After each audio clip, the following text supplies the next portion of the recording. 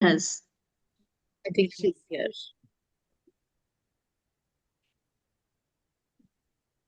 Yamini, are you here? Yes, yes, Okay, yes. all right. Good evening, everyone, to and welcome to this book talk and discussion hosted by the Khidki Collective. My name is Swati Shivanand, and I'm a member of the collective. And I will, before I begin to begin, before we begin the session, we'll talk. I'll just introduce a little bit about the Khidki Collective to everyone present here. So the Khidki Collective began in 2021 as primarily a virtual collective. We've been focused on bringing research on the Deccan to to audiences and to the public here, to general public in broadly. We've done as part of Khidki Collective's initiatives. We've done a few things that I'll share with you. First, our interest in history, politics, and culture has meant that we've organized virtual talks, online talks on the Deccan, and one such series is called the Deccan Conversations, where we've hosted early career researchers, and actually that includes Himabindu and Firdaus, who are also part of this, who are going to be discussing the book with us today. We've also have we've done we're doing series of talks also on public history and the nature and kind of public history that exists in India or that is developing in India. We've also done a series called Languages of the Deccan, in which again we're looking at the ways in which language, politics, and the region intersects with each other. So we've also done curated public writing series, calling on early career scholars, and established scholars to actually write for public in on the Deccan. So these series have been published in the News Minute and the Wire. We've also organized public writing workshops for academics, so that those who are interested in communicating academic insights in more accessible language can also benefit from some degree of training in this. So that's broadly what Kiki Collective has done. And today I'm really glad we're finally able to host this. We often operate a little delayed, but really happy that we're hosting Yamini Krishna's book discussion. This is the book for those of you who have not bought it, and totally recommend that you buy it. Yamini Krishna is the author of this book, Film City Urbanism in India, Hyderabad from Princely City to Global City, 1890 to 2000. She's a literary and cultural studies scholar, teaches at a university in Pune, and is also, most importantly for us, the founding member of Kitty Collective. And so we're happy to have finally gotten around to hosting her for her book, her maiden book. And over to you, Yamini. Yes. Can you hear me? Yes. Okay, okay. Thank you for that introduction. So I'll first present a brief summary of the book, and then I think we can take it from there. That's fine, right? I'm going to share. Uh, yeah, can you share? Turn the sharing off.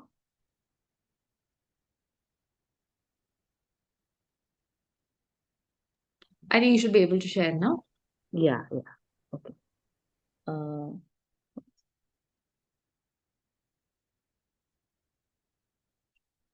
just a second.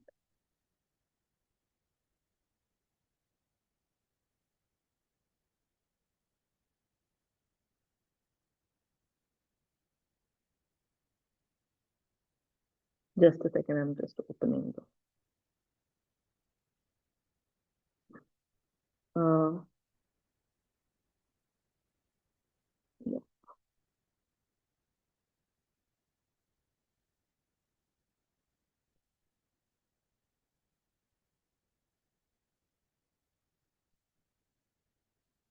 Can you see it? It's It's a, loading, I think. yeah, I think you can see it now. Yes, we can see it now, and you Yes. can go into full screen mode. How does, is it not in full screen? Yeah, okay, that's fine. Uh, okay, one second, let me try. Uh, I don't know. I think I'll just do with this. I don't know how to do full screen. Okay. Yeah, the book started as my PhD project. It's you can hear me and see this screen, right? Yes. Yeah. So the book started as a PhD project, and it's gone. I mean, it's been, let's say, I've been working on this for 10 years from 2015, and it's come out in 2025. It initially began as this interest to understand. First started in the post-colonial period in the 1960s to understand how is the city changing with the coming of Telugu film industry to the city. But when I was beginning to explore this question, I had another pressing question as to what was there before the coming of Telugu film industry. So I went back in time and I started from the coming of the film to the city of Hyderabad itself. To the almost 2000, it is a long, almost like 100-year history that I look at in this book. And some of the things which were central to framing of the book is that largely most film history and even if you look at urban history has largely focused on colonial cities, and we don't know much about what's happening in the princely cities. And there are a lot of distinct aspects of princely cities which get almost written out of the largely historiography which is based out of colonial cities and both in the domain of film history and urban history. So that was one aspect which sort of helped me frame this book. Um, so the central question which I look at is how do film as an industry which brings together capital, land, resources, people, labor, frames the city, and how does the city in turn frames the film itself.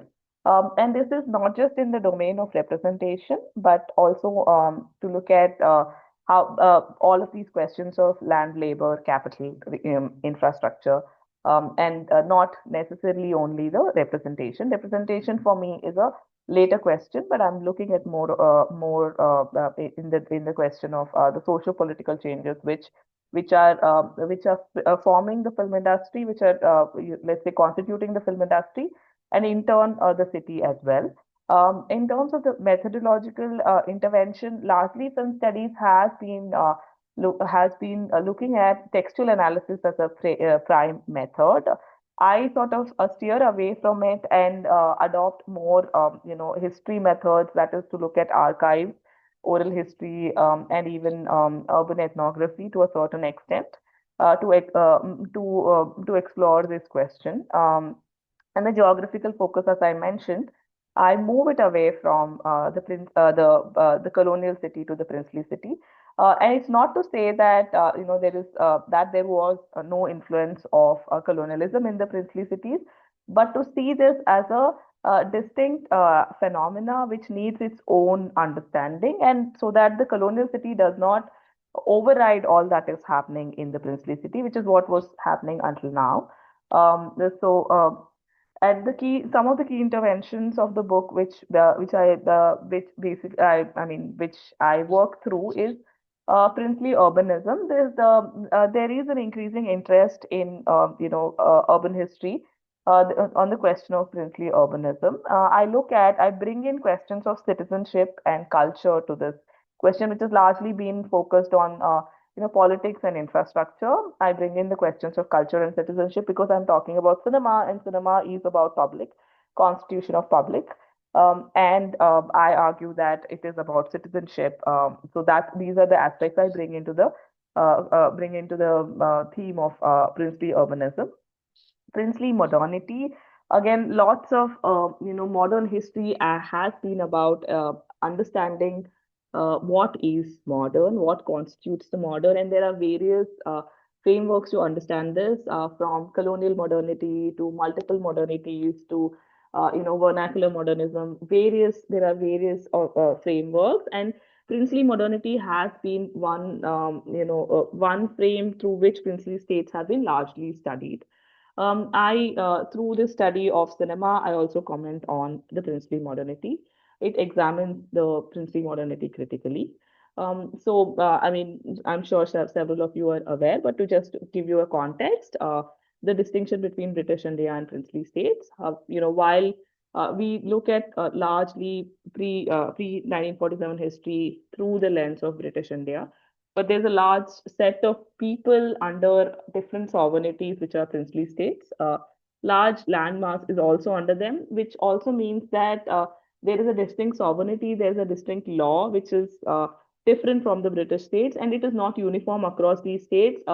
To varying extent, there is a British influence on it. It's not like the British is absent, but the influence is varying. So I discuss all of these aspects also via film. So I use this idea of insignificant geography to talk about the princely state of Hyderabad. That is, if you look at modern historiography, it has largely been told through specific geographies, which are also dominant in the, let's say, the nationalist discourse. I mean, to give you an instance, Bengal, Punjab, feature largely in modern historic, not early, modern historiography, which is also that because of the predominance of these geographies in the nationalist struggle, or in fact, a lot of nationalist leaders being from these geographies, etc.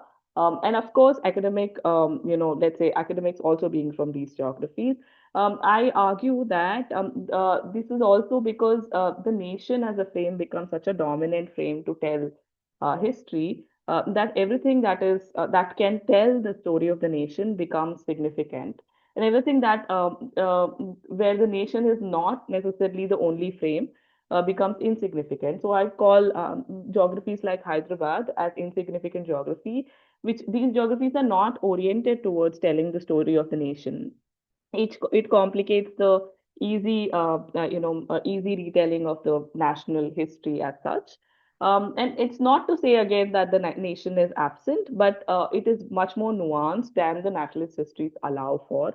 So I say in Hyderabad there are lot more questions which are not necessarily relevant to the story of the nation state, which come up, and hence these my argument has been that this becomes an insignificant geography and hence does not feature much in historiography. So, through this work, I'm trying to explore what is it to write history from an insignificant geography. I draw from long theory approach, while it is not strictly long theory approach because long theory looks at much more longer period, but because I look at over 100 years and I'm looking at changing, currents and how it influences both the city and cinema. So I'm drawing from the long theory approach.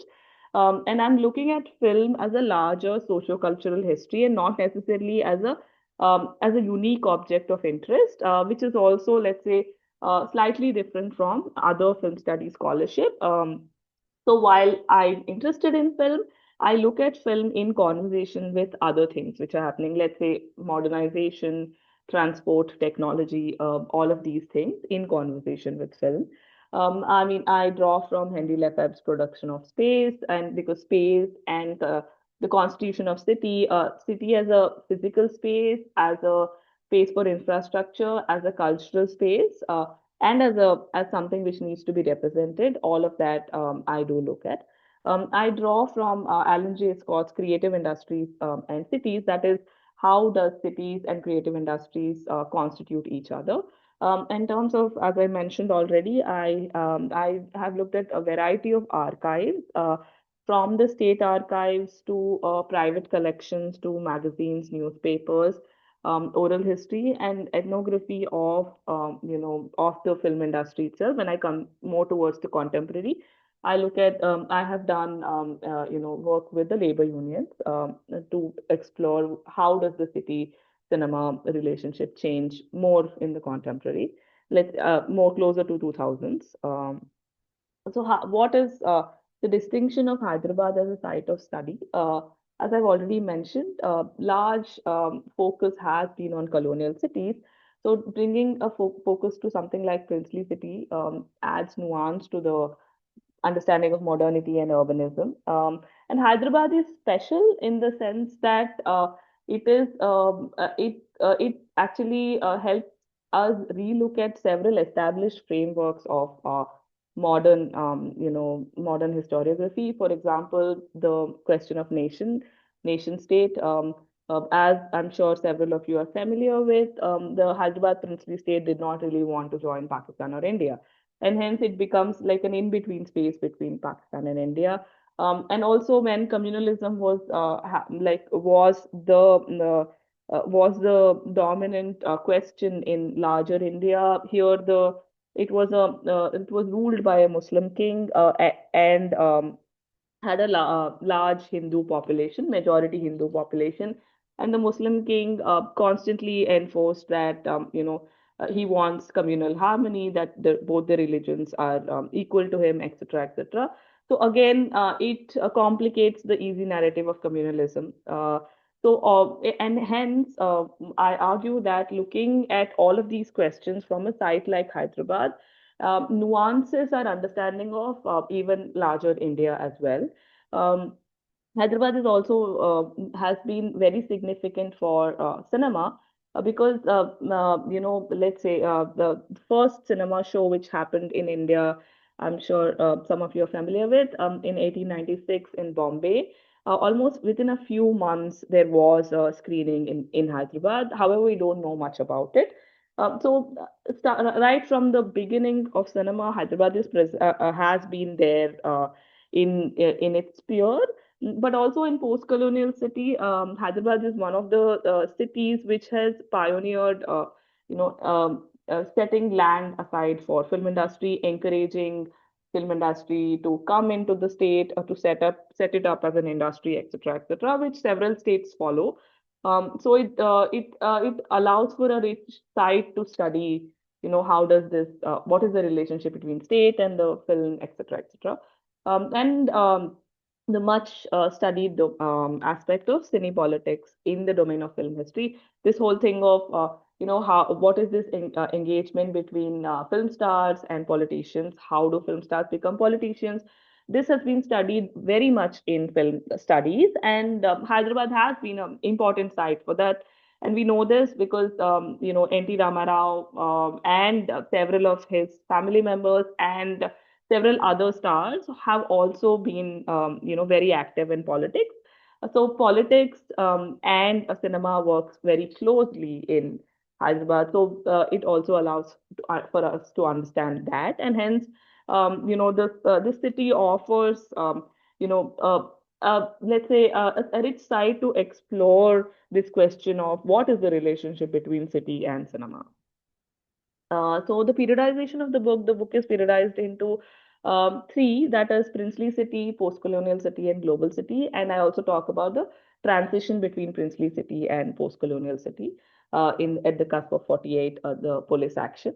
In the princely city, if you look at the important actors which are playing their part, we have the Nizam state, the Nizam himself, the nobility, the British residency, that is, the British resident is present in Secunderabad, and they have their own sphere of influence.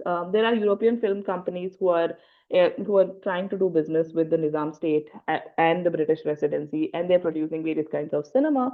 There are also some local, experiments with creating companies. Through this section, I discuss concepts like sovereignty, patronage. So this is a unique thing which Hyderabad gives to film history, is how does cinema operate under patronage? Because largely cinema has been studied as a capitalist enterprise. Here we see that it is operating in the patronage system where it's about grants, it's about you know being artistically oriented. So it allows us to understand this separate trajectory from the capitalist cinema enterprise which we see in Bombay. Again, not to say that it is not capitalist, but there are certain other nuances which are operational in Hyderabad, like the Nizam and the nobility and and their interest in art, culture, and technology, which is, let's say, not operational as much in Bombay.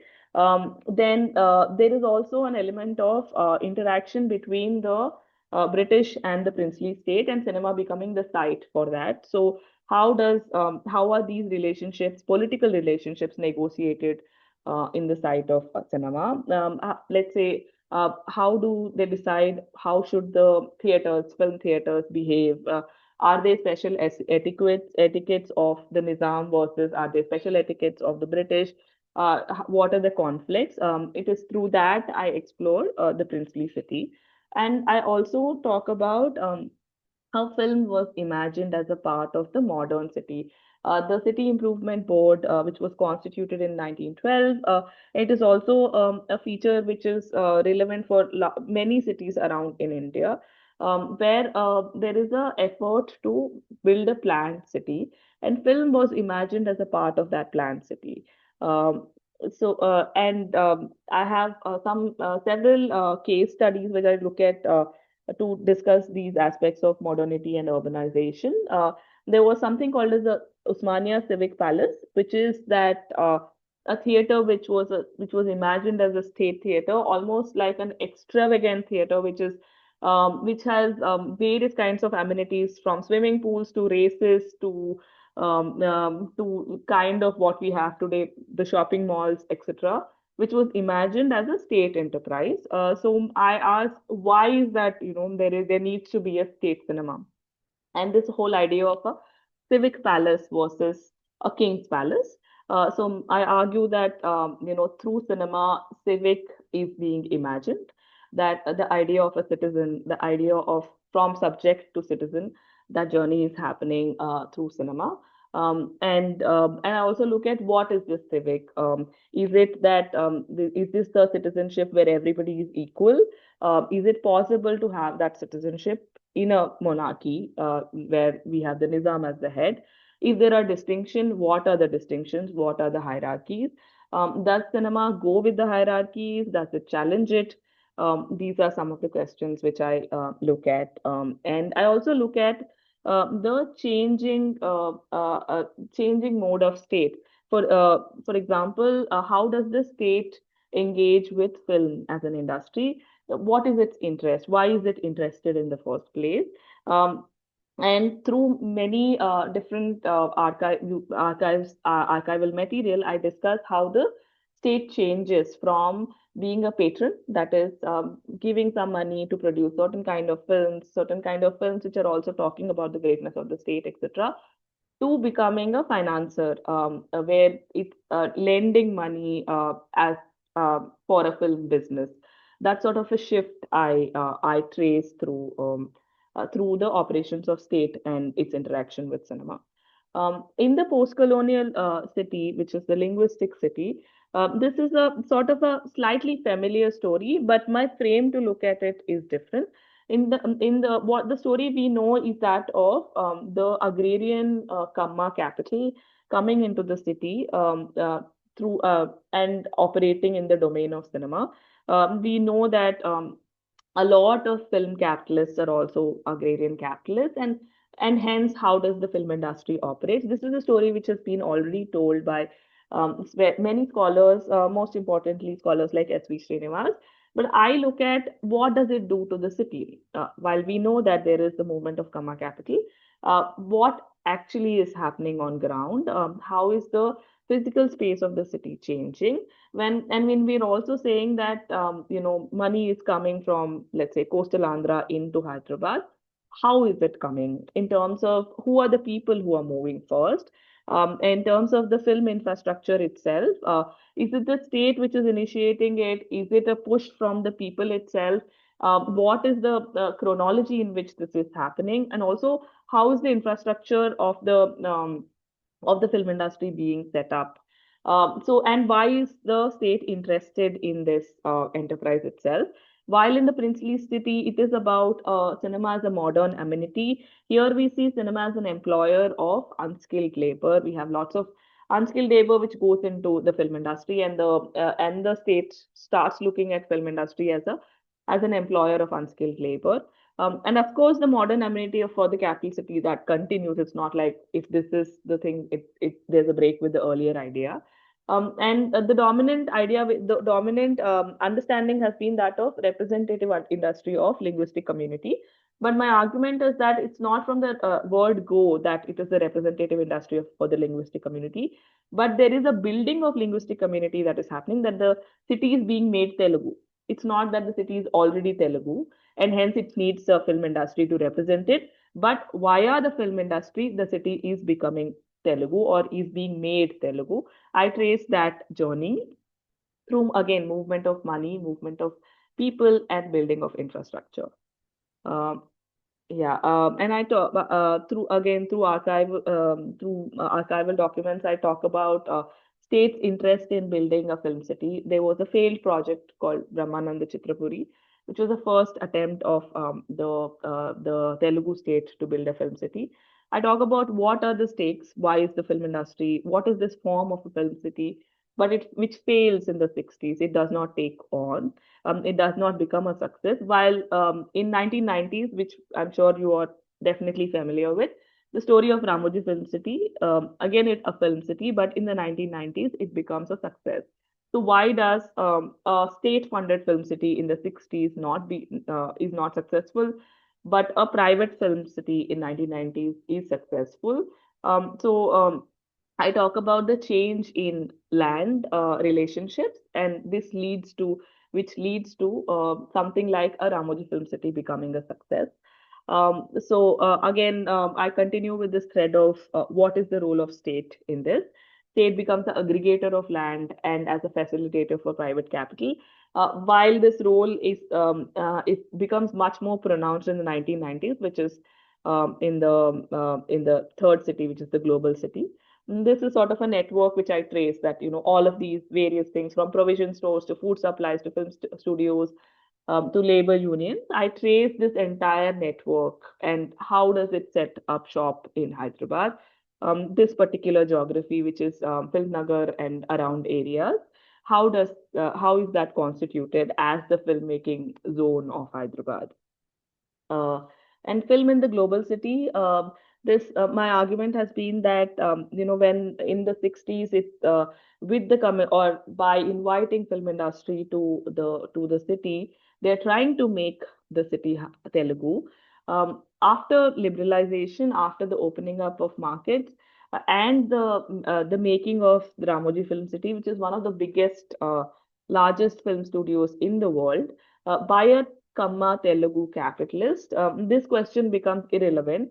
The question for post-liberalization city is that how can Telugu capital export itself to a global stage? I look at that in this section, where I talk about the replication of this model of film city, where currently, as we speak, almost every state in India wants to have a film city. Uttar Pradesh, Rajasthan, Bihar, Himachal Pradesh, Sikkim, Jammu and Kashmir, every state, almost every state wants to have a film city. So I discuss how this film city becomes a replicable model of urbanization.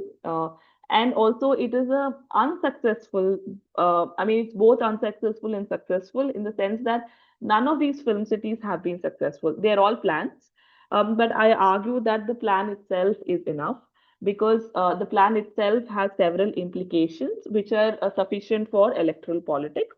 That the plan exists means that it sets off land speculation, real estate markets, and that means that it's also in very much in discussion in media, which serves electoral politics. It's almost, the plan serves as a promise, which it doesn't matter if it's not fulfilled, but the promise exists itself, is enough for both speculative urbanism as well as electoral politics. And I argue that in the post 1990s phase, there is a close nexus between film, tourism, real estate, and information technology. And Hyderabad becomes a model which everyone wants to emulate. The reason Uttar Pradesh wants to have a film city is because, in fact, like, the film city is not a separate entity, but it is planned along with the IT infrastructure. It is planned along with the tourism. So it is film becomes a way for them. I mean, it is imagined as a way to open gates to all of these different kinds of industries setting shop in the state. So I look at the different mode in which film as an industry operates in the post 1990 city. So, in the global city, I talk about film city urbanism as, film cities built over large tracts of land, like Ramoji Film City is over 2,000 acres. Even Uttar Pradesh Film City, they were planning several hundred acres. The state plays the role of a facilitator of land aggregator and a mediator for investments and provider of infrastructure such as electricity, water, etc. And the close nexus between real estate, tourism, and film industry. And where often the actors are the same in all of these industries. Again, as some of you might be familiar with, in case of Hyderabad, it's the same people who operate in all of these industries, and literally one industry becomes interchangeable with other. The other aspects which are interrelated in these industries is that tourism promotes tourism promotes film and vice versa. And that a city is a hub of tourism also sets the real estate game going. Um, and in terms of information technology, the as the Hyderabad story has been that both information technology, tourism, and film have gone together. So almost other states also imagine that it will go together. They haven't been successful, but as I said, the plan itself is enough. Um, and this is the map of various film cities planned in India. They all exist. They all come into circulation. They're constantly being discussed. Not really with much progress, but they exist. And the circulation of the plan itself is sufficient for current contemporary capitalism, is what I argue. Um, yeah. So that's the summary of the book. And I close with bringing discussion to the contemporary, which is talking about what happens when the Telangana state is formed, because there is a challenge to linguistic community. There's a new understanding of linguistic community. What happens to the film industry in that? Thank you, Yamini, for this succinct summary of your of this work that's taken you 10 years to put together. So I will open up the book discussion that is going to be led by Dr. Himabindu and Firdaus Soni. Before I hand over to them, I will just introduce them to all of us present here. Himabindu is a colleague and a scholar of media and cultural studies. She's completed her PhD from the University of Hyderabad and is currently teaching at the Department of Liberal Arts at Manipal campus in Bangalore. And her work is on print cultures in Hyderabad, and we also have Firdaus Soni, who is a PhD scholar at the University of Hyderabad in the sociology department. She's currently working on finalizing her PhD thesis, which is on the ethnographic work around the event of the Jatra in Marathwada, which she's been following since 2016. She's also a filmmaker who's directed two documentary films, and her research engagements have also been at the interface of caste and gender. So we're really glad that you both have been able to take the time out to discuss Yamini's work with us. And who would like to go first? So can I just then, I would yeah. say Himabindu's work Sure. being the more proximate to Yamini. Okay, proximate, sure. All right. So over to you, Himabindu. Yeah, Yami, thank you for this book. It's been It's been very insightful following your work over the years and then watching it become this really great book that all of us would probably use at different points in our classrooms uh, for its method, for its use of different kinds of material that you bring in conversation with each other, and also my own research interest in Princely Hyderabad. I mean, I look at this book from two places where, like, my own research interest in Princely Hyderabad, and looking at the media history and cultural history of Princely Hyderabad, which seldom gets looked at, like you pointed out, when because colonial archives are easier to access and work with, whereas princely archives are scattered, fragmented, and we often find it very difficult to bring them together. And also as somebody who has watched, I mean, who's been witness to what Hyderabad has become since 90s that you talk about. So my interest comes from, being witness to this, and also being witness to the research that, the region that we are simultaneously engaging with through different lenses. So it's been very exciting to read this book, and I must say that um, the book has a lot of details for me. In At some places, it is before I get into that, I think I'll just tell what I kind of understand from the book itself. So the Film City Urbanism starts off with providing the reader an understanding of late colonial and early makings of modern Hyderabad, and looking at it also as a city in transition by examining the tenuous 1940s and the police action, and then placing it and then trying to understand it as a post-colonial city, and examining the post-colonial urban order, and putting film and the city in conversation with each other. And This kind of broadly sets the frame through which the book is kind of drafted. So, through each of the chapters, all of these time periods are examined, and time becomes a very important category in Yamini's work, in understanding both city and in understanding city placemaking process, urbanization, um, moving beyond the very familiar terrain of looking at film only as a form of representation, looking at it only for a representational question. Methodologically, that I think is very important, to look beyond the question of what we see, but also understand what goes behind what we see, to put it that way. So, in the and the interesting sites that she points out, which are possibilities which could have been film cities but did not happen, like the Osmania Civic Palace, Brahmananda Chitrapuri, which are failed ventures that did not take off, but point out the possibilities of how the society in Hyderabad was imagined or planned around films or film cities.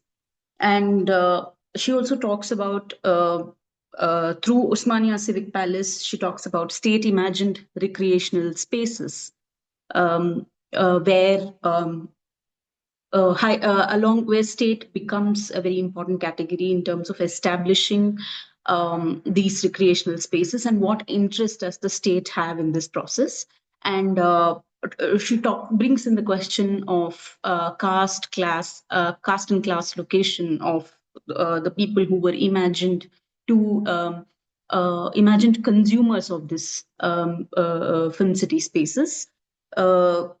From that, in the 1940s, Osmania Civic Palace, which did not take off, to places like IMAX, which are exhibition centers for what we call as privatized leisure. So how does this whole process kind of happen over the long durée analysis that she does over a period of 100 years. And uh, so I was deeply interested in the material that she chose to use. If you, Yamini, should I start off with the questions and then you will respond? Anything, Yeah, any which way, yeah, any which way. let's do that. Yes. Okay. So, Yamini, you point out the different kinds of materials that you have used, starting from archives, oral histories, ethnography, magazines, and newspapers. And you also say how each of these are insufficient in terms of how much they contribute to the narrative that you want to show. So, could you elaborate on this methodology and the sources that you use? The insufficiency of archives in Yes. the process of writing this work. Yes, thank you. Thank you. Firstly, thank you for reading, so closely and for the question. In terms of the archives, so when I was with each period I was working with, the archives or the mode in which I have to access the history changed. For instance, when I was working with pre-47, I was largely working with the state archives. Again, because if you're looking at what's happening in the newspapers, yes, you get a sense of, which I did look at. I looked at the newspapers to get a sense of how is the exhibition happening, etc. But again, it does not give you. It's mostly because of incidental discoveries at the state archive that state becomes a more like a central actor in my thesis or in my book itself. That I discovered that because until then, all that history which was available looks at newspapers as a source, and which means that the history told via the newspaper sources gives you a certain exhibition history, etc., when the state is absent. The state is only present in, like, say, in colonial discourse as a regulator. That is, okay, there is some censorship or someone has been imprisoned because of certain representation on cinema, etc. So the state is really does not have any other role apart from being a regulator. But because of these chance discoveries at the Telangana State Archives, for me, state became such a central actor because the state was very, very involved. So when I started going through these archives and the chance discoveries, I discovered that the instruments of state, the people involved in state, in their own personal capacity as well as an extension of their state, because there is not so clear a distinction between what is a personal capacity and what is the state, because it is via the individuals who are also drawing their legitimacy from their own families, and the Nizam itself is a legitimacy via the his lineage, etc. So the personal and the state role sort of merge. So the state is very involved. So and for the pre-47, the state archives was a central source, and I supplemented it with the newspapers, etc. And for that period, oral history is not possible because nobody's alive. Like, it's gone. I mean, had I done this like 20 years ago, maybe yes, but it's not now. It's not possible. But for post 47, in fact, like, my understanding when I was doing pre 47, I thought post 47 would be relatively easy because the archives, might be easier. It's more towards closer to the contemporary. It will be much more. Obviously, it gets better with time, is what we understand. My misconception was, but it gets worse with time. So in the sense, post 47, the archives are terrible. Like, they're literally piles of paper which you cannot really access.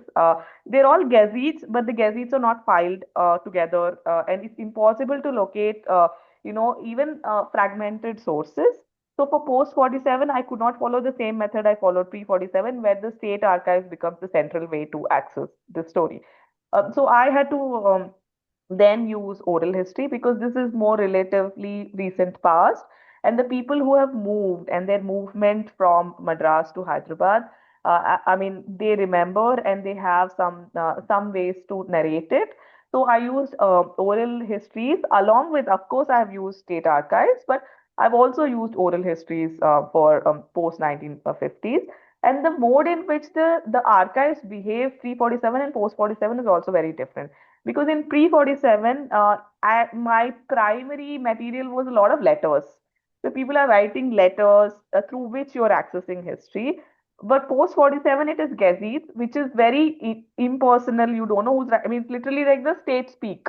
There is you don't know who's the person who is making these decisions. Why are these decisions being made? You don't get access to all of that in the gazettes. But you get access to all of those in pre 47 because these are letters. They have their own personal opinion, which is being written in the back of the letters. All of those. So that way, the archives behave very the state archives behave very differently pre 47 and post 47. So post 47, I supplemented the state archives with oral history. Newspapers remain again. I have accessed a lot of newspapers also. I mean, newspapers remain consistent across all periods, but I had to bring together these various ways of accessing the past. To be able to build a narrative again because it's like I said post 60 the subject has been discussed, but we know through the idea of how does the I mean there's comma capitalism or the capital from coastal Andhra has moved. But my question was to the city. So yes, it has moved, but how did it move? Where did it move? Like moving means what? Like, is it that people are getting money into their bank accounts? So what is happening? Are they using it in some specific ways? So then through that I did through oral histories of labor unions because different labor unions move at different times in this over 30 years, and that is because of specific reasons because of their role in the filmmaking process itself. Some have more mobility, some have less mobility, and those things make a huge difference in terms of the placemaking process itself. So oral history becomes significant for the post 60s. And closer to 1990s, again, I followed the news. It's very close to, let's say current at times.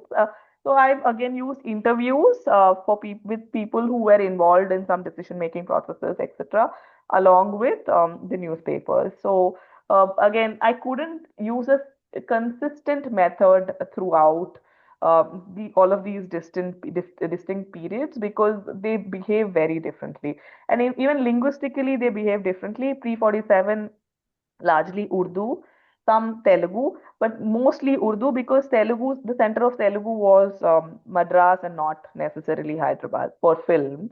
So it was Urdu. But for post 47, it is Telugu. Almost Urdu becomes insignificant. It stops becoming like, you stop seeing any discussion about Urdu at all. So post 47, linguistically, it's Telugu. Continues to be Telugu even until the 1990s. So language wise, also, it was very different. Yeah. Yeah. Thanks, Yamini. So I have like few more questions before I hand it over to Firdaus. So in coming from my interest, you also kind of in chapter 1, city cinema and the world, you also touch upon the idea of the mulki, right? And in that you illustrate how I mean from mostly the mulki non-mulki conflict or the mulki movement of the 20th century is largely understood as something which is spoken about linguistically and not so much economically. And I think you make that intervention where you bring in how film companies were trying to pitch themselves as being mulki and trying to work with that language capital dynamic. Would you like to comment on that? Yeah, the interesting that's also the thing about patronage as opposed to this question of patronage capital, how does it work in terms of cinema and the presence of state. The state almost had as I'm sure several of you are familiar with, state had a policy of encouraging mulki industries, and people were when they were appealing to the several film companies would write to the state, and the princely states were big business for early film companies because if you think about early cinema, it's very expensive technology. Unlike today, we all have phones, and it's very expensive technology. It is a capital intensive enterprise. Unlike, let's say, performance or singing or music, etc., where you yourself can become the medium. You need the medium here, and it is very expensive. So who has the money? The princely states were the people who had these spare money to be invested in something like this. They didn't think of this as investment. They mostly thought of it as encouraging technology, arts, etc. So and in that sense, all these princely states, so Hyderabad is, I mean, I touch upon Hyderabad, but all of these princely states were the sites which all of the European film companies, Indian film companies, early cinema companies used to appeal for grants for their enterprises.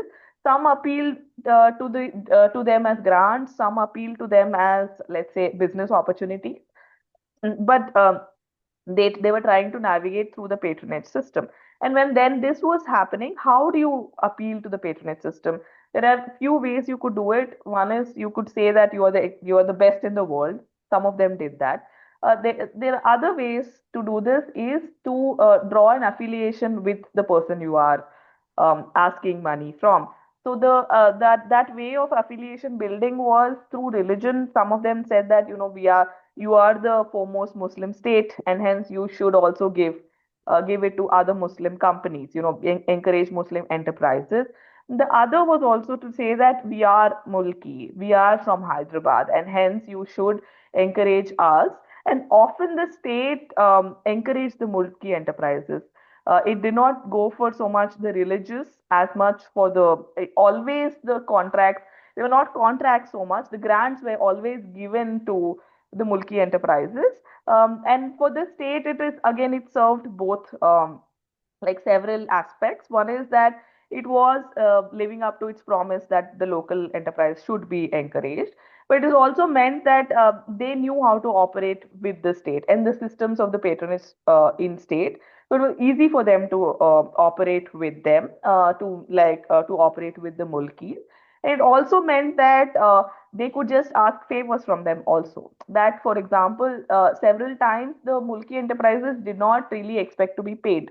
They just expected to be included in the system so that they could then get their repay through other means. They will probably be included, and hence they would get their business from somewhere else. So because of all of these reasons, the mulki was I think mulki was a primarily also an economic aspect. Even when we talk about the distinction between the outsiders and insiders, it is for the economic opportunities that we talk about it, and that's very, very visible in case of the film enterprises also. They're always appealing for their mulki status. Yeah.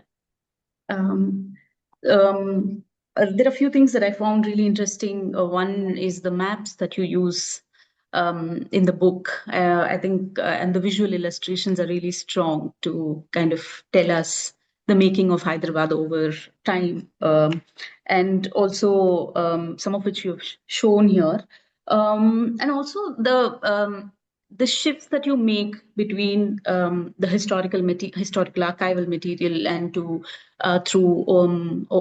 interviews and ethnographic work, which kind of brings in the ethnographic work, and the interviews also talk to us readers who have some understanding, who have heard those things from different places, like, for example, how the the idea of time had to be reimagined with the arrival of with the shift of film industry from Madras to Hyderabad, where labor or something as simple as catering units for production, food, and all of those, where popularly around Telangana movement, people were the Telangana film people were criticized of not being on time, not being hardworking enough, not being able to cater to the film time that the new film city was demanding. So all those things also come with a lot of force in the work, in the chapters that you were present, in terms of how time was being reimagined, how the culture of work was being reimagined and thereby the city itself therefore was reimagined with Krishna Nagar colony and surrounding studios, etc. And you one more interesting thing, I think I'll stop with this thing. So you towards the end, or towards the end of one of the chapters, you also bring in Kaden Sharma's rap on Yeah. Hyderabad. Yeah, and recently I was going through Instagram, and that rap is very popular now. Yes.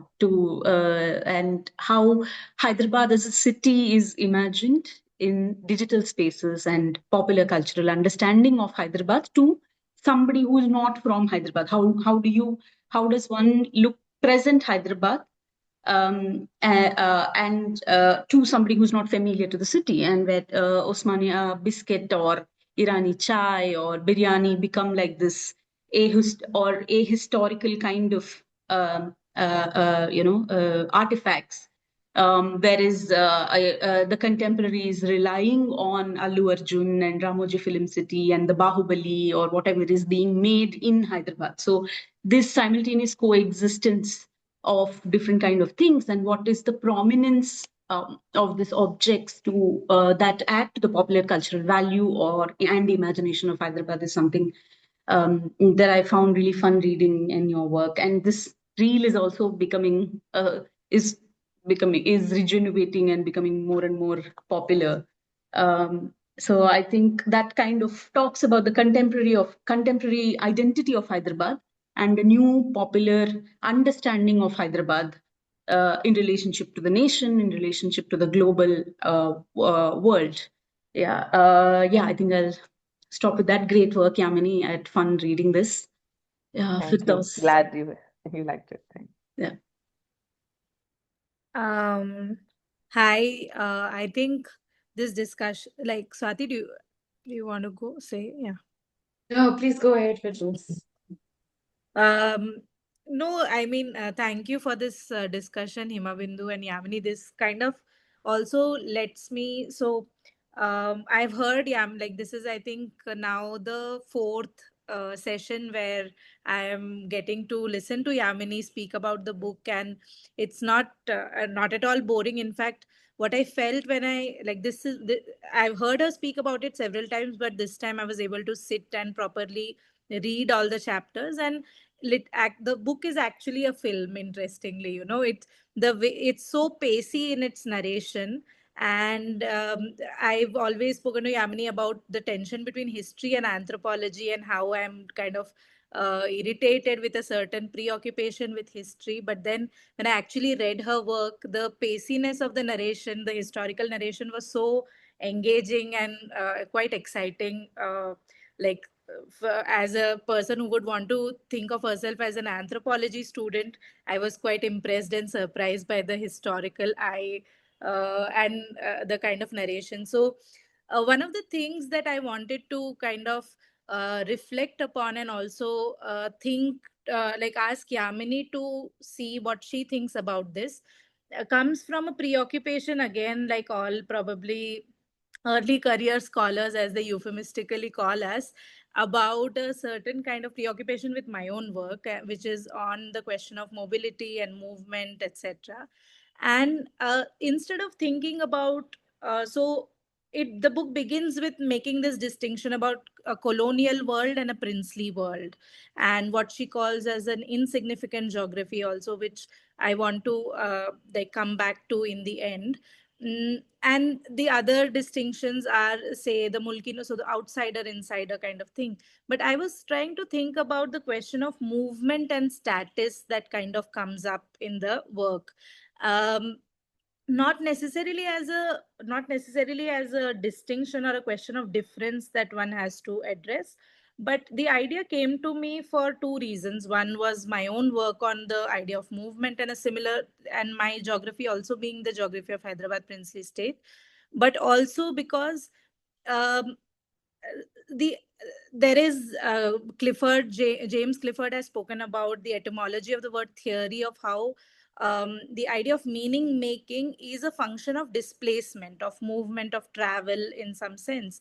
And I instantly, for me, the idea that Yamini has begins with a biographical narration, not of returning to a native place and then studying it, not of any kind of departure or anything, but in fact growing up in the city and doing a PhD in the city, and then kind of going deep, 100 years deep into. So it's a kind of a modality of staying that comes up, I think, in her choice of the topic, in her the what she writes in the beginning of her book, that she relates to the world in and through Hyderabad. So it's in comparison with Hyderabad or in conversation with Hyderabad. So I was quite fascinated by this modality of staying as against this modality of leaving, going to some place and then kind of studying it. Um, so at the same time, another work that instantly came to my mind as I opened the book was the classical essay of Raymond Williams on country and city. Again, I was trying to think through categories which are not political geography, like, so we are talking about colonial, cantonment, princely, but I was trying to think of other categories through which one might study this work. And again, Williams's question about city as a achieved authority, center of authority. So uh, what the book primarily is, I thought when I read it, is asking what is Hyderabad, and then immediately Yamini answers Hyderabad is a city. And then what does it mean to be a city, and how is that idea, like that what Williams is talking about, an city as an achievement of some sort, how then that thing is achieved.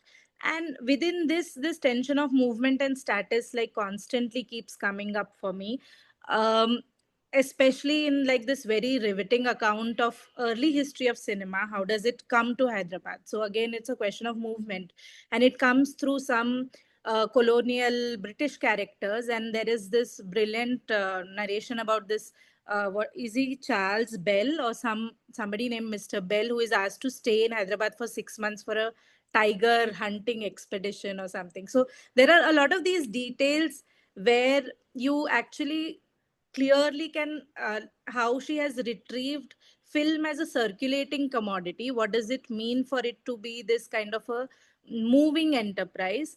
And um, in her own kind of uh, when she's so the in a very interesting tension in the early history of cinema in Hyderabad that she's trying to bring up is this, how cinema circulated in this geography through traveling tents and traveling theater, right? So they were screened across various places, not just in places of nobility, royalty, or centers of authority, but also in far off villages, etc. And then there is this whole pressure from a certain business groups and pressure groups to stabilize cinema into entertainment venues, or what will become theaters. And again, that is how very nicely she writes about, that is presented as a concern of a civilized city needs to have, cannot be showing films in these tents circulating everywhere around. It has to be stabilized. It needs theaters because we are a civilized city, we are a modern city, etc. So that tension I feel is there throughout. And then you have Telangana movement in the sense of movement of all kinds. Then you have movement of capital, and then stories of migration, etc. So I thought the tension between status and movement was quite interesting throughout the chapters. I would really like to know what does Yamini have to, because I when I spoke earlier about it to her, we barely spoke about it, but as I read through the pages, I realized that even though it's not mentioned as an explicit concern, it runs throughout. Even when Himabindu is talking about the time thing and the shift in time, how they had to also accommodate namaz timings within the theater timing thing, etc. So you have a very interesting dynamism which is kind of there within this narrative of a commodity which itself is also circulating commodity. So there's a certain kind of a double motion that is constantly presented. And then the methodological modality of the researcher herself staying on in and studying this place, not from a narrative of an outsider, or coming back to like not native anthropologist, non-native, whatever, but it. So this was something that I was kind of thinking about. I can come to other questions later, but yeah, I mean, if Yamini would like to say anything about this. Yeah. Actually, that's a very interesting read, actually. I mean, I mean, I think that because you've read it, I mean, because I've been doing this for 10 years, so I can't see it. But now that you mentioned, that's very true. But in fact, I'm thinking, oh, I should have really, like, written it this way. Because you're very right that there is this tension of the mobility and the non-mobility or the status staying very much. But when I was doing it, I think it was very woven into me rather than I didn't see it outside as a thing. But the method, as you rightly said, that for me it's like the writer is like I'm sitting there and watching while the movement is happening across time, across various things. And it is through mobility that the city gets built across all of these periods. I mean, the people who are staying are getting transformed, but the transformation is happening via the mobility, as you rightly pointed out. When it's in the early period, it is with the movement of the cinema people coming, showing, and going back. And their coming and going tells us something about the people who are staying, because otherwise you don't see the people who are staying. It's almost like the coming and going of those people tells whatever is present in the status quo or in the people who are staying. Similarly, even in case of the 60s, it is the coming and going of the people from Madras. That is when you see what is happening to the people who are staying as such. So yeah, I think that's I mean, I really like that reading. I think while very And frankly, I finally, didn't with think of the it. all like what is it, the Usmania Civic Palace as this kind of a imagined utopia, which didn't really become that as that kind of stabilizing moment also, no, of all Yes. these various movements that preceded it. Uh, the so what I also really enjoyed was, it is not in the sense of cultural studies is direction about material, like paying a certain kind of materialist focus on culture.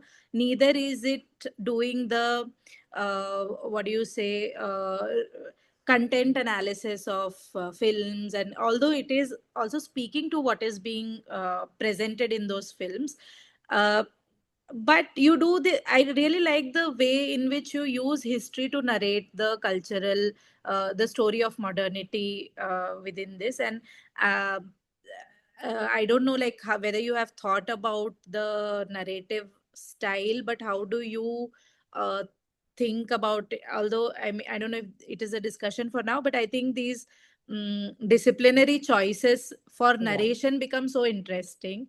And uh, yeah so your book in that way is a very good um, uh, teaching pedagogical tool of how one can do a certain kind of, how a certain kind of attention to culture can be paid, which is more than a story of political economy, which is but also not a culture studies reading, also not a but it is history, but it is also more than history, etc. So I think it kind of brings in the question of interdisciplinarity in a very fascinating way. And that movement also in some sense of moving across these disciplinary boundaries. The one of the issue, I did have an issue with the term insignificant geography, right? Because so one question that is coming to me is, I take your point about so the two things you mentioned which are very important, that an insignificant geography is insignificant for the nation, that it is not woven into the story of the nation, it is problematic for the nationalist narrative. At the same time, the geography is also itself not invested in telling anything about the nation, so it's a mutual kind of a disentanglement.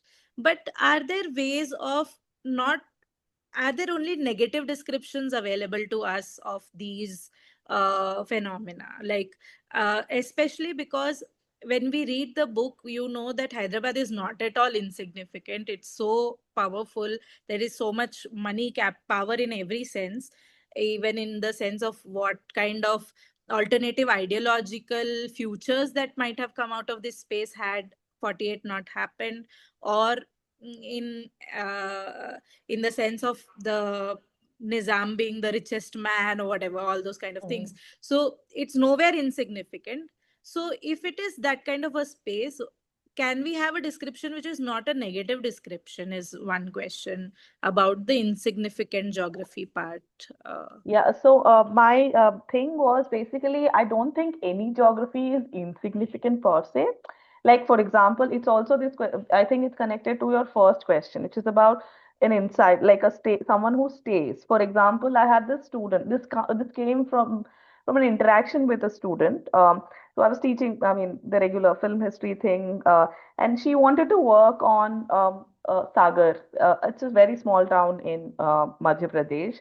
But she wants to work on it, and it's really so difficult to work on a town like that because there are no written histories. Nobody really works onto about that town.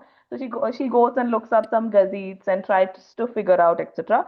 So she really like, so again, that's geography. For if you ask like someone like me who's never been to or anybody, what's a big deal about Sagar? But for her, it's really significant. So I don't think there is anything which is insignificant about any geography. And for the people who are living there, they're very significant and they have their histories which make sense, etc., etc. And so that's one thread, which is about, that for an insider, you want to tell this history of your place.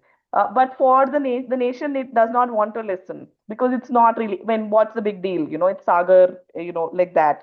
The second is also I mean, this came up because of my work with Khidki as well. When we are talking about, public history or the talking about public history and what is the idea of, and so public history is again about people wanting to know their own history, be engaged with the history of their places, etc. The nation does not provide, let's say, resources, infrastructures, etc., etc. So this insignificant is almost like I'm responding to the nation. That's why it's negative, that you think of us as, let's say, whoever, be it Sagar, be it this thing, as insignificant. But we have our own history and we will tell it. That sort of a thing. And that's the spirit in which I had come up with that term. So in that sense, it is like sort of like claiming their tag of, it is, you think of us as insignificant. Yes, we're insignificant, but we have a history to tell. That sort of a thing. But I mean, when I was writing about it, it came in very late into the book. It almost like after the entire book was, then that's when this whole idea came into it because of this, again, because of all of these things which I just spoke about. For me, I didn't think of it as a negative term per se, but like I was saying, I was responding to this idea that this is insignificant. Who cares? Because again, something which Himabindu also mentioned, that you talk about Hyderabad, the only thing people talk about is biryani. Period. That's it. It's like that's all. And in fact, like there are people who are using biryani as a name of the books about Hyderabad, etc. So that becomes the only thing which people want to talk about. Also because it's again, like Himabindu mentioned, it's ahistorical. You don't want to talk about anything else. Easy to talk about its food, and that sort of a thing. So it is in that response that I was thinking of this term as, like, you think of this as insignificant and only worth a biryani. We have a history, and we're claiming that via this is why that term. Yeah, maybe, like, I mean, well, I didn't think of it as a negative. It is negative coinage, but I didn't think of it that way when I was, yeah, coining it. Yeah.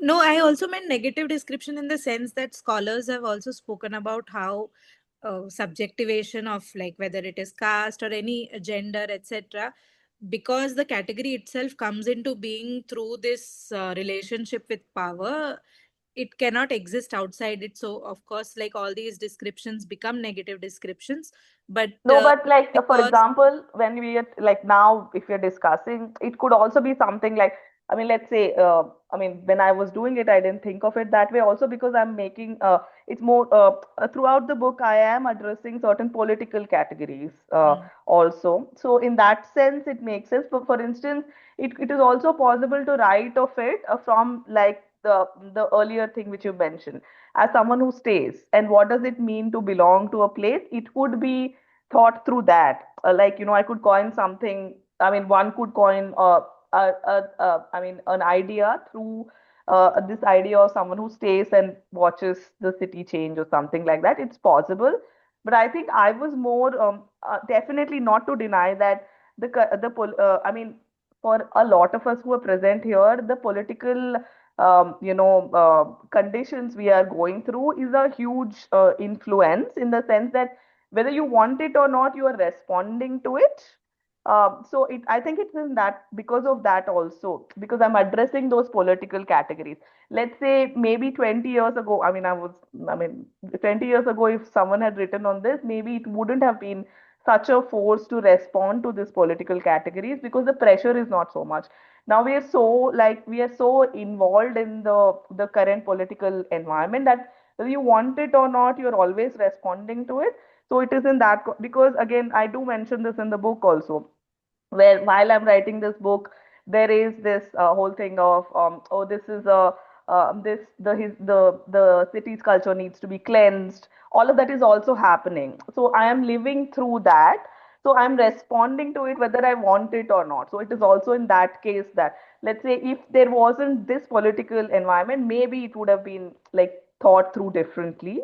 But this was a big force too, through, like, become that frames everything that you're going through in the city. Yeah. Yeah, no, I completely agree with the argument of it, but I was just wondering No, no, what I could be totally, I possible mean, alternatives to that in that sense. But no, yeah, it's a very fair question. In fact, like, it helps me, like, think about this thing, that it is the political environment which sort of, I'm sort of responding to whether you want it or not, uh, on an almost everyday basis. Yeah. I'll quickly end my comments with this last thing, which was my favorite thing in the book. And then maybe we could take it forward with other participants. Um, so I think the best thing I liked was your articulation of failure as historical alternatives, and how can moments of failure become very significant, significant entry points into what into studying anything, whether it is history or culture or whatever. And so the civic palace as that example, the fascinating example in your book. And other examples also which you retrieve of failure or the roads passages not crossed or taken in that sense.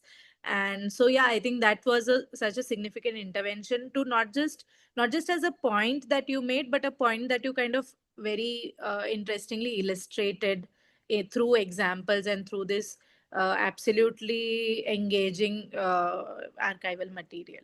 So that was, yeah, I would like to end with this thing, and we can take up more in the discussion if needed.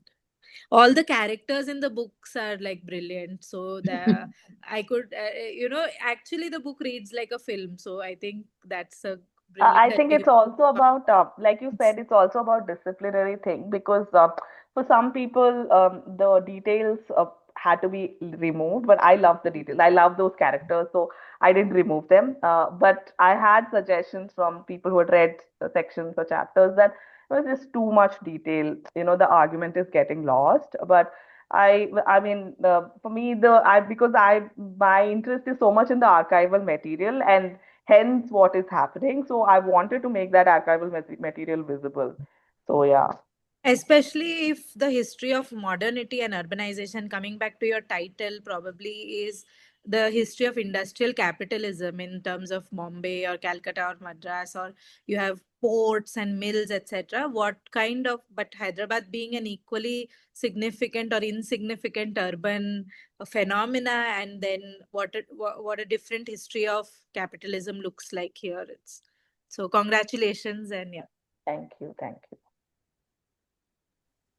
Hey, thank you to both Himabindu and Firdaus for this fantastic engagement with the book.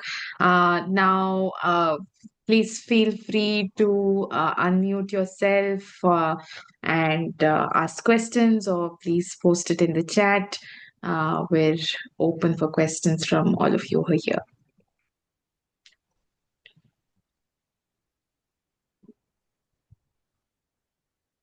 You can also lift up your hand virtually for us to call on you as well. So, while we wait for people to formulate the questions, building on what Firdaus was asking, Yamini, do you think if you had to rethink the argument of insignificant geographies, would we move from insignificance to significance in a way if you were to look at it temporally for Hyderabad as a city? Since you look at it from 1890 to 2000s, and from a princely city which was not insignificant, but in terms of the historiography of the nation, yes. But does it move into to becoming a significant geography as it becomes a linguistic city that's claimed by various forms of caste capital, and then later by global capital? Would there be a transition that you think might be useful for us to think about? No, I mean, the with the insignificant geography, I was talking, like, as you rightly pointed out, in the context of the nation. I don't Mm, think that happens, and in the sense that, like all geographies, as I was telling Firdaus, that all geographies are significant for the people who are living in sure. it, and like even Yeah. like again going back to the Sagar example, it was in, like, there is always things which are happening which we don't really notice, or it's always possible to write a. So in that sense, if nation is the framework we're talking about, it remains insignificant, it remains Mm, challenge to the nation, so called. mm, Even in mm. the contemporary, again, as I was saying, the contemporary was a big force for this book. Right. That is, whatever is happening in the even the municipal elections, or all kinds of elections, where Hyderabad becomes this place which needs to be transformed for it to become Yeah. like acceptable, etc. So I still think that the notion of insignificant geography is a challenge to the nation, and in that sense, it's useful. So I don't know if it changes. In fact, like, I mean, some of it, somebody in Pune, they said that they'd visited Hyderabad. Everybody knows that I'm from Hyderabad. So they said, "Oh, I visited your city." So I was like, "Okay, what did you, I mean, did you go to Charminar?" And they said, "No, no, no, it's too dirty. I didn't go to Charminar. I went to Ramoji Film City." So, but Ramoji Film City is like any city. It's not a city. Yeah. It's Yeah. not a Yeah. city. It's Yeah. like, so, but Yeah. that's what I mean, that Yeah. the questions of religion, which is also something which I talk a lot about in the book, the question of large presence of large Muslim population, and that they still have, let's say, relatively, I wouldn't say a lot, but relatively different, let's say, base in which they are citizens as opposed to different parts of India. I think Mm, that becomes still a challenge to the nation, and in that sense, it's like they want it still to be an insignificant. It is not. It still remains an insignificant geography as such. And I think the value is also in being the insignificant geography, that it can then challenge the nation. Uh, yeah. Yeah. Yeah. Um, do we have any questions? Would Himabindu and Firdaus like to respond to each other?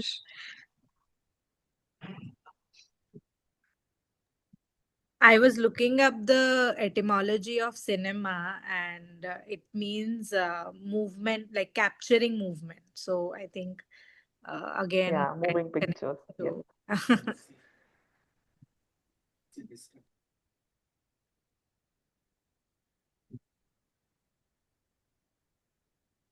another Uh, detail from the book about the first film on which was titled "The Destruction of Hyderabad." Interestingly, the one on River flood. Yeah. So Yeah. Yeah. quite a full circle. Yeah. yeah. Should we? All right. So if you don't have any questions, we can bring this discussion to a close. Thank you to Himabindu and Firdaus for engaging with the book, for taking time out to discuss this on this Sunday evening. And thank you, Yamini, and congratulations again for this book. And sorry for this delay in hosting you.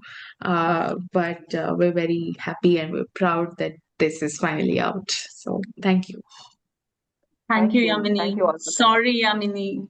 Oh, no, I was like, why are you like, Right, bye. bye bye. Bye. Bye.